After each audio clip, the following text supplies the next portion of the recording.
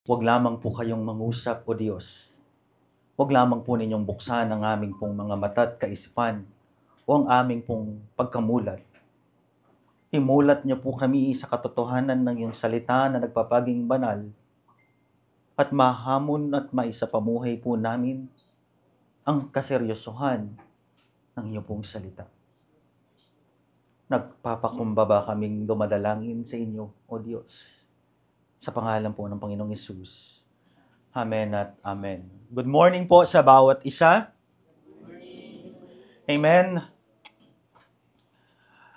Meron pong isang pastor na nagtanong sa kanya pong 100 kongregasyon. At ang tanong ng isang butihing lingkod ng Diyos o ng isang pastor ay, ano ang inyong nais? Katotohanan o kasinungalingan? Ang 100 miyembro ay nagtaas lahat at ang gusto ay katotohanan. At sabi pa nga ng ilan ay, Pastor, kailangan pa ba yang itanong? At noong isa-isahin na ng pastor ang mga katotohanan na dapat pong gawin ng kanya pong mga miyembro, ang 100 miyembro ay unti-unting nagsipagbaba ng kanilang mga kamay. Ni wala pong natira. Magandang pakinggan, it really sends a good music to our ears, ang salitang katotohanan. Tama po ba? Napakaganda rin pong awitin ng salitang mahal na mahal kita, Panginoon. At kailanman na hindi kita ipagpapalit. Napakaganda rin pong musika na naidadala po sa atin ng mga salitang isusuko ang lahat. Subalit, kapag ito po ay naging personal na, when the truth points out na tayo po ay ang dapat na mamuhay sa katotohanan o dapat po nating isuko ang lahat, kagaya po ng mga miyembro na nagtaas ng gusto nila ng katotohanan, tayo rin po ba ay kasama doon sa mga unti-unting magbababa ng kamay kapag inisa-isa na natin ng mga katotohanan dapat nating malaman at isapamuhay. Nung pong napunta sa akin ang Nehemiah chapter 10 verses 1 hanggang 38, which is a part 2 sermon, ang una kong tanong ay napakadaya ni Pastor Eman. Sapagkat nung pong pinagbubulay-bulayan ko to preliminary round of meditating God's Word, napakabigat ng chapter 10 because here we are, mula sa isang desire to rebuild the wall na ating ginamit in rebuilding FCC Manila, right side ng ating cross. Dumating na sila sa punto na ano ang the specificity, which is next Sunday ng kanilang gagawin. And I have a two choice. It's either I will skip it, or it's either I will preach it. Dumarating kami sa punto ng ganitong buhay namin bilang mga pastor. Amen po ba? Na ang salita ng Diyos ay hindi lamang nanununtok at nananampal, nagna-knock-out pa. At because ang una pong tinuturuan ng Diyos ay ang pastor, bago niya muna turuan ng congregation. At noong binabasa ko, inuunti-unti ko sapagkat nagtuturo din po ako ng hermeneutics, hermeneutically speaking. Sabi ko, Panginoon, 30 minutes po bago ako matulog dito kagabi, ay ihanda mo po ang aking puso sapagkat ang aming pong pagbubulay-bulayan ngayon ay revival in action. The leaders who committed for true revival, Nehemiah chapter 10 verses 1 to 28. Hindi ko po sasabihin na i-ready nyo ang inyong puso. Ang sasabihin ko ngayon ay sama-sama po natin pong pagbulayan ang salita ng Diyos. Because this is so personal to the point na talagang we have a two choice to repent and to recommit or just to be inconsistent all the time. Dito po sa timeless truth, Ang pagbabalik po ng bahayang Israel, mga kapatid, particularly the Southern Kingdom, isang bayang pinili, ay hindi lamang po interesado ang Diyos upang maitayo muli yung wall, the physical wall. But God is also interested na yung tunay o yung bayan ng Diyos ay manumbalik sa kanilang spiritual na pagkakakilanlan because sila po ay naging dayuhan for, not only for 70 years actually, because 70 years is just the total years ng kanila pong captivity. So, beyond 70 years. So, gusto ng Diyos na sila'y tumindig, manindigan, at magsisi at mamuhay na at wag nang ulitin pa ang pagkakamali ng kanilang mga ancestors. Way back pa, nung panahon pa, sa Land of Promise, Book of Joshua. Kaya ngayon sa atin, dahil ginamit natin tong rebuilding the wall, are we really serious in rebuilding the wall?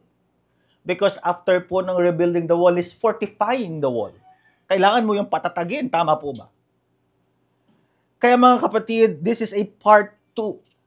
Nasa part 1 tayo. Ang part 1 po natin for this Sunday, ang mga leader na tumindig para sa tunay na revival o pagbabago. Yung mga pumirma sa mga commitment. And sa next Sunday, yung mga pagbabago, mga specific na pagbabago na kailangan nilang tindigan o panindigan bilang isang bayan at bilang isang bayang pinili ng Diyos. And here we are. Magkaroon tayo ng puso ngayon habang lumalakad yung bawat segundo't minuto po ngayon. Lord, ang heart natin, Lord, rebuke me. Rebuke me. Expose my heart. Kausapin niyo ako. At kapag yan ang magiging heart mo ngayon, you will definitely praise the Lord and says, hallelujah.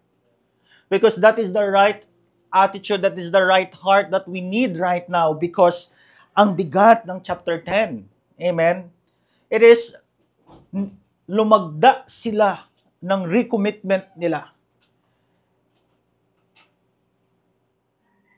Sa chapter 8, nagsimula po ang revival.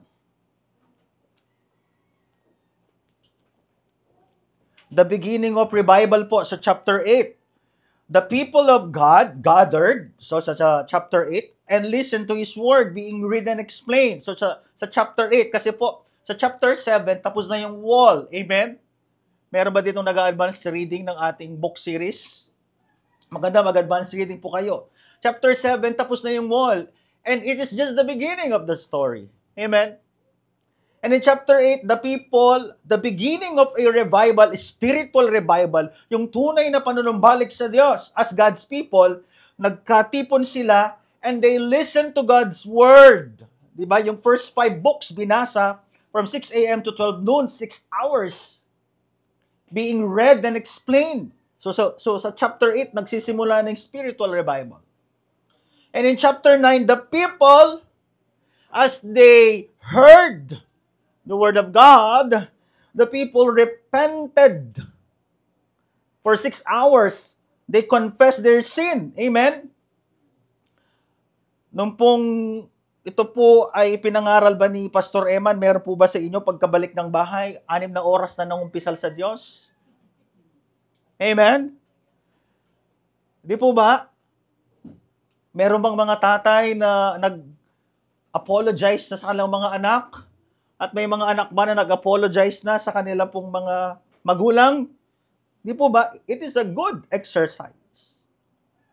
And then in chapter 10, they make a corporate covenant, which is the focus of our message, to put God's truth into practice. So ipapractice na natin. Beginning from the leaders, hanggang sa bawat isa sa kanila. So to put God's truth into practice in a number of specific areas, which is next week. Ang pong chapter nito ay nilista ang mga pangalan ng mga leader na pumirma o lumagda sa covenant.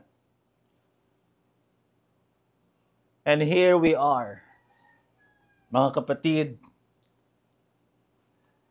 pagbulayan po natin at suriin ang ating mga sarili. So number 1, ang mga leader na tumindig para sa tunay na revival, yung mga pumirma. And when we say leader, wag po natin yung ilimit sa church. Also the leaders of our nation, the leaders of our barangay, mga mayors, governors, and also the leader of each tahanan dito FCC Manila, and mga members po nito. Tingnan natin sino po yung mga lumagda sa covenant, lumagda na sabi nila titindig kami, seryoso to, hindi lang gusto ng Diyos na i-rebuild yung wall, gusto rin ng Diyos na muli kaming manumbalik sa Kanya at tindigan yung mga katotohanan na for a long time nawala sa amin bilang mga chosen people of God. And in our modern day ngayon, whether you are a Jew or a Gentile, you are God's chosen, one body in Christ Jesus. Amen? The church is now the true Israel, if you will. There's no longer a distinction between the secular Israel and the church right now. The church right now is the true Israel. Una, si Nehemiah and Zedekiah, ang unang pumirma ng mga commitment nila, which is next Sunday, isa-isahin natin, syempre yung leader. Amen? Ang leader ng rebuilding of the wall kasama ng kanyang assistant o katuwang, chapter 10 verse 1. So sila yung unang lumagda ng document or ng scroll. Letter B, ito po. Hindi ko na isa-isahin yung mga pangalan sapagkat yung mga pangalan, it's either seryosohin mo or matawa ka. Hindi po ba? 21 priests. Handaan po ninyo, hindi po lahat ng Levita ay pare. Okay? Pero kapag po ikaw ay pare, ikaw ay Levita. So 21 priests, the heads of priestly household. So sumunod kay Nehemiah at kay Zedekiah na kanyang assistant ay yung mga 21 priests, yung mga head ng priestly household. Mula kay Serarias hanggang kay Semaias. So the first name hanggang sa last name. Sila yung pumirma. Amen? In our time ngayon, ang mga priests na may tatawag ay all believers because we are all believers. We are all Christ ambassador. Amen? Alam mo ba po ba na ikaw ay ambassador ni Kristo, representative ni Kristo? Amen? So, di mo sabihin, Pastor, di naman ako pare. No. In the Old Testament time.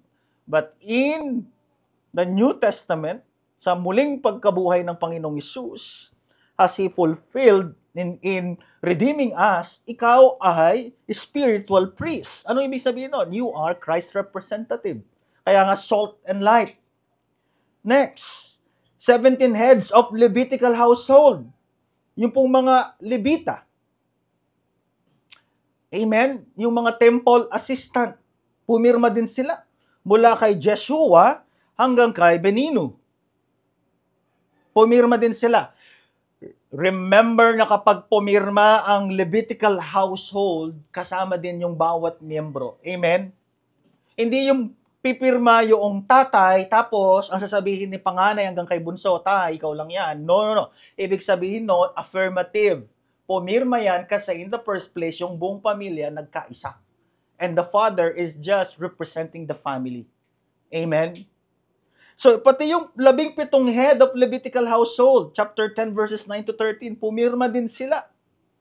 Next, including the 44 heads of leading families. Take note, leading families.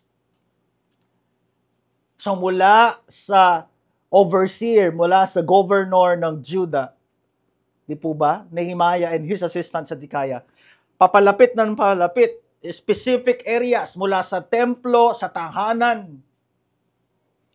So mula kay Paros hanggang kay Baana, the 44 heads of leading families. In our modern day ngayon, yung tatay mismo, amen? Yung mga nakikipag-men's ministry, di po ba? Yung mga kasama sa billiard last Sunday, praise God sa mga nanalo. So, sino-sino yung mga tumindig as we summarize Nehemiah and Zedekiah? the 21 priests, the heads of priestly household, the 17 heads of Levitical household, and the 44 heads of leading families. If you will translate this reality into the church now, hindi lang si lead pastor, hindi lang si assistant, hindi lang si elders, hindi lang si deacons, kundi lahat ay well represented. Amen? Sila, pipirma kami dyan. We are one in true revival. Amen? Application. Wow, Pastor Mark, parang nangaga mo, application agad.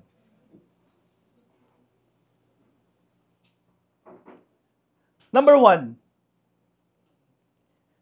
sa tunay na revival at commitment sa Diyos. Listen very carefully.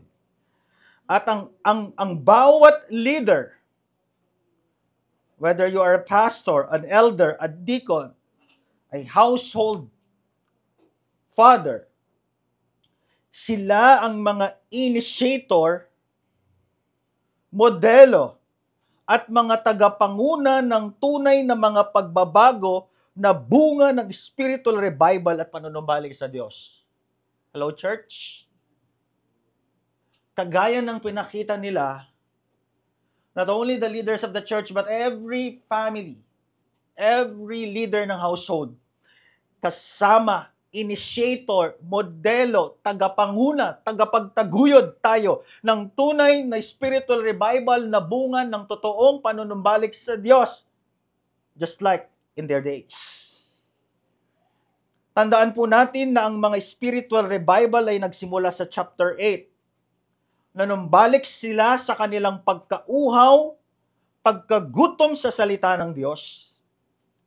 Nanumbalik ang tunay na pangungumpisal sa kanila pong mga kasalanan at yung kanilang pagtalikod sa kasalanan hindi lamang bilang isang bansa, kundi bilang bawat individual. Kaya naman dito sa FCC Manila, ang malaking tanong sa ating lahat ngayon ay ganito. Magmula noong nag-aral tayo ng Book of Nehemiah, which is rebuilding the wall, renewing our minds and guarding our hearts, bumalik na po ba tayo sa tunay na revival ng ating relasyon sa Diyos as a church, as a leader, and as an individual, and as a family? Or are we just using the Book of Nehemiah?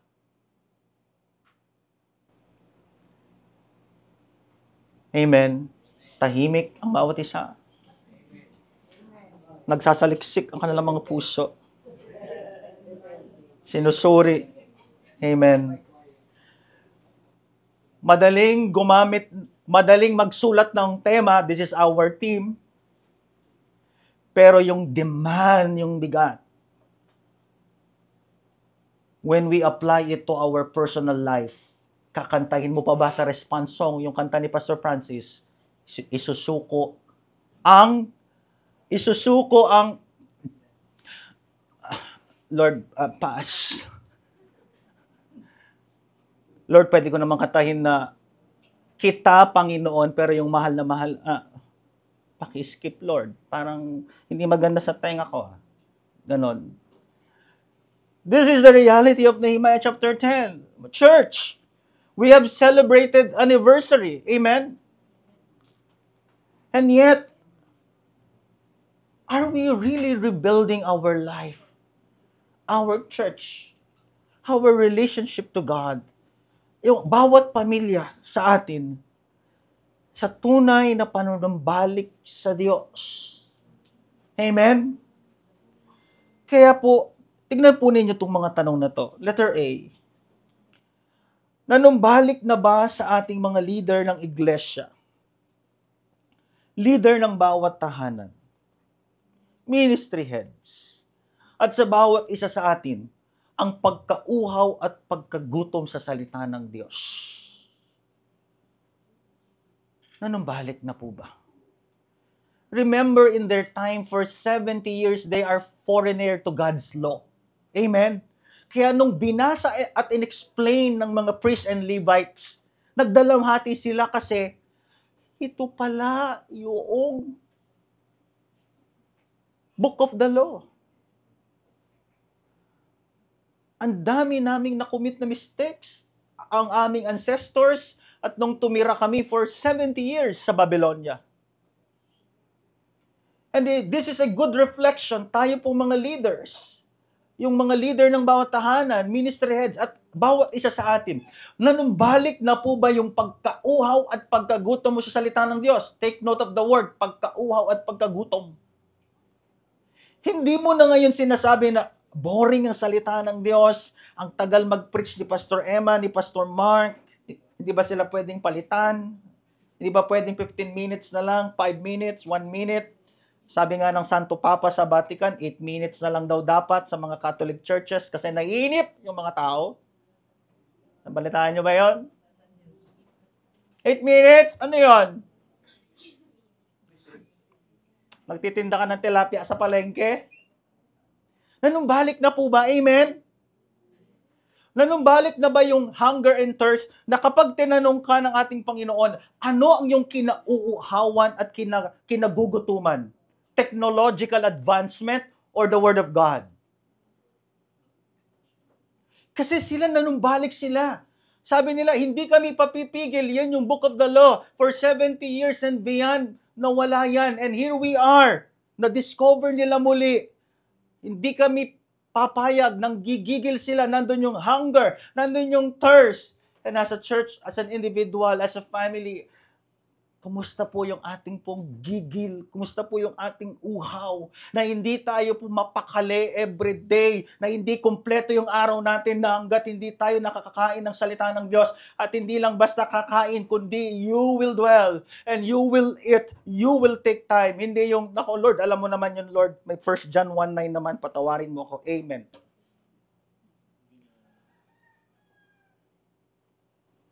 Bumalik na po ba tayo? Letter B, nanumbalik na ba sa ating mga leader ng iglesia, leader ng bawat tahanan, ministry heads, at bawat isa sa atin, ang masigasig na paglilingkod sa Diyos? Tandaan po ninyo na ang ating paglilingkod sa Diyos ka nanumpa. Amen? Sa Diyos ka nag-commit. Hello, church!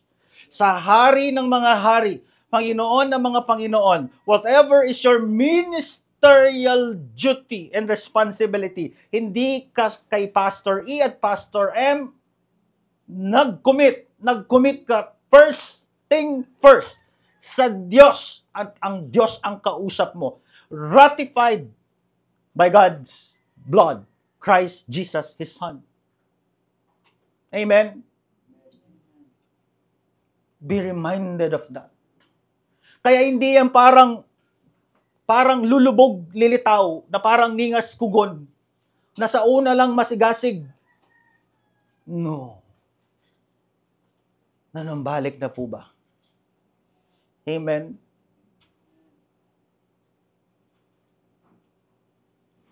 Na hindi yung nag-commit ka habang tumatagal nagiging committed at pawala ang bawat letra ng commitment hanggang sa matira na lang letter C at mapalitan ng R.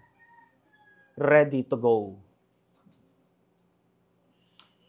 Nanumbalik na ba sa ating mga leader ng iglesia, leader ng bawat tahanan, ministry heads at bawat isa sa atin, yung pagkauhaw at pagkagutom na mas lumalim pa sa salita ng Diyos? Amen? Hindi pwedeng ang 10 bilyong taong ka ng Kristiyano, ang alam mo lang John 3:16. Amen. Magandang manood ng Netflix. Magandang manood ng K-drama. Nanonood din ako yan. Di po ba? Pag masyado ng stress sa school, stress sa nanonood din ako yan. Pero yung habang tumatagal ka sa Christian life mo, mas lalo bang lumalalim yung pagkauhaw at pagkagutom mo sa mga karunungan ng salita ng Diyos? Na to the point na hindi ka na maliligaw ng mga false teaching. Amen? O ikaw pa yung unang nagpapaalam sa akin. Mga kapatid, we need, kaya nga sa 1 Peter chapter 3 verse 18, lumalim kayo sa karunungan ng salita ng ating Panginoong Hesus. Amen. Sa tingin po ba ninyo yung mga apostoles ay kaya nilang depensahan ang pananampalatayang Kristiyano kung hindi sila lumalim sa salita ng Diyos? Di po ba? Imagine a church na yung mga lingkod ninyo ay hindi malalim sa salita ng Diyos. Imagine that. At naranasan na natin yan. Tama po ba? And we cannot afford to go back. Amen po ba? Kaya yung pagkagutom mo lumalim. Na dumating sa point na, Pastor Mark, hindi na lang po Biblia ang aking binabasa, kundi ito pong mga theological books. Amen? Na Pastor Mark, maliban sa ating mga training, ako rin po ay nagse-self-study with guidance and accountability. Baka kasi kung ano mapag-aralan mo eh. Amen? Andun po ba yung ating desire? Or ipinako na lang natin yung ating isip, Sunday lang yan, period. Lord, pero wag mo akong pakikialaman mula Lunes hanggang Sabado. At Lord, ang alam ko lang kasi pag Lord's Day, 2 oras lang yan o 1 hour and 30 minutes. Pero the rest, Lord, subukan mo, makialam ka, Lord. Sige. Magkakaboxingan tayo dito. Subukan mo lang makialam, Lord. Masyado kang, pa-importante. Gusto mo, lahat ng areas ng buhay ko, isuko ko sa'yo. Pero sa blessing, Lord, ibigay mo, ha?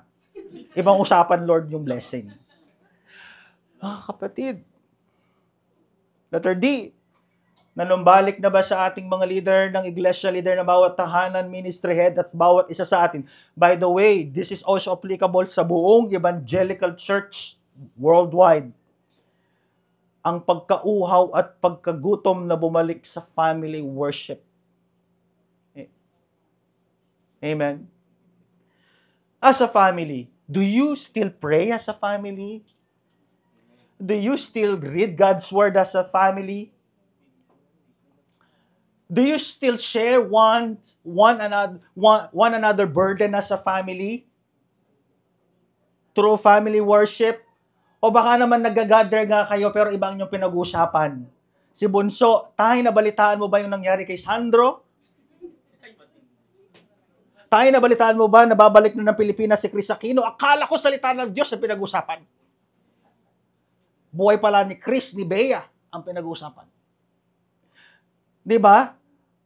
Kapag po kayo as a family dumating sa punto na you are no longer reading God's word as a family, praying one another as a family, communicating God's word as a family, ang kapalit niyan, ang mundo.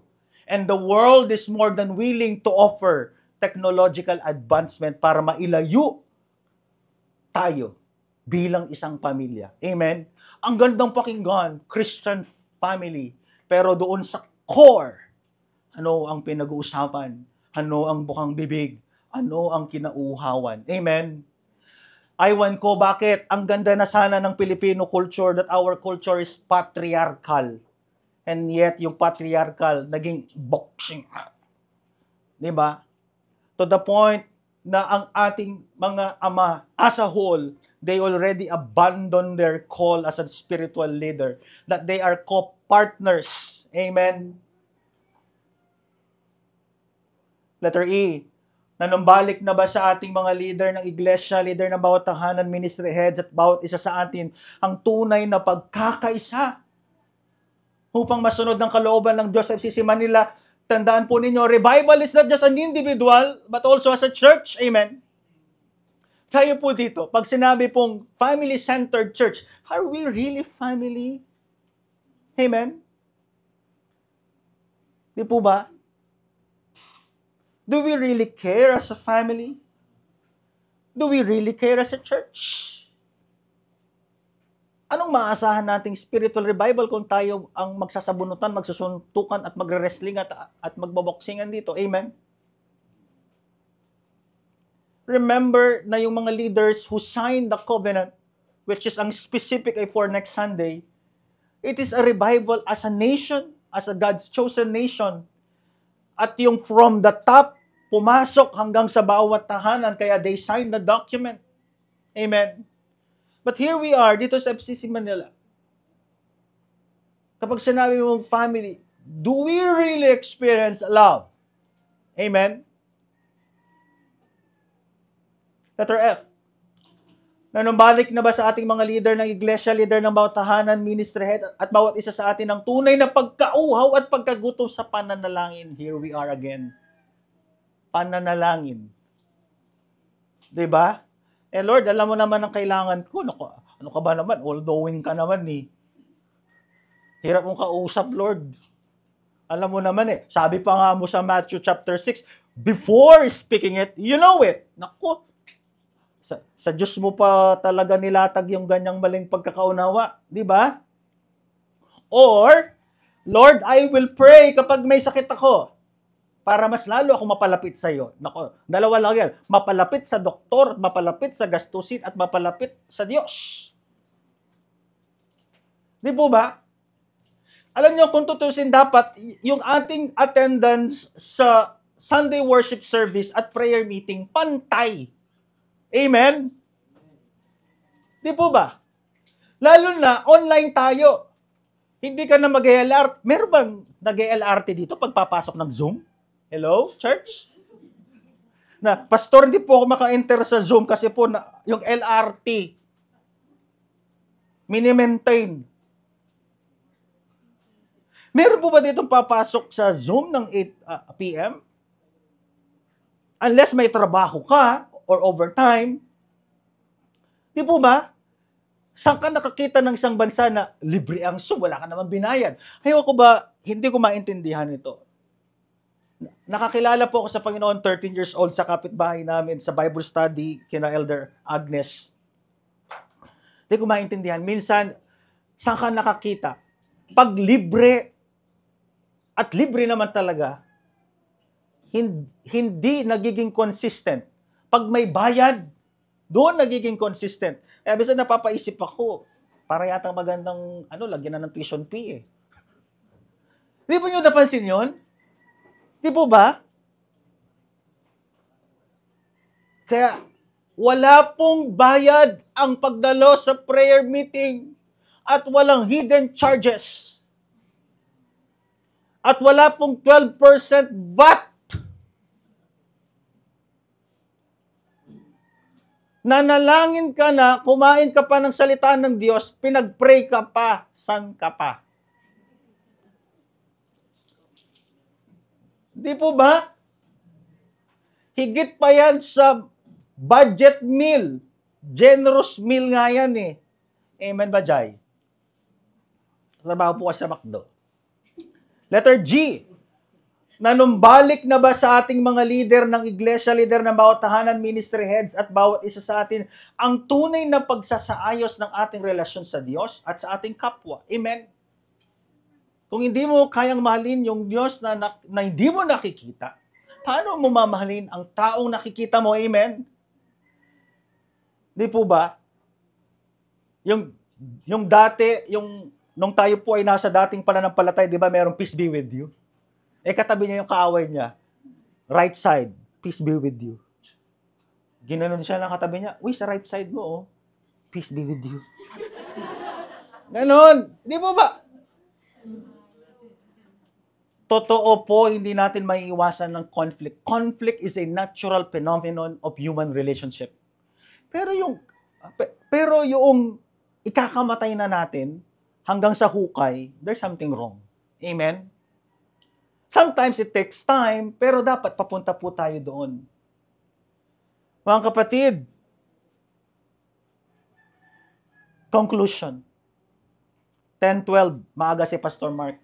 Revival ata to sa preaching. Nasa tunay na revival na nga ba tayo? O tayo ay nasa isang malaking palabas lamang? Because next Sunday, napaka-specific. Sampulan nga natin. Chapter 10, verse 28. Punta kayo. Ilabas ninyo ang inyong mga Biblia na nanatiling Bible at ang inyong mga Biblia na nagsakatawang cellphone. Ay, di po ba? At tawag dyan, technological advancement. Di po ba? I am not against sa mga Bibliang sumanib sa cellphone.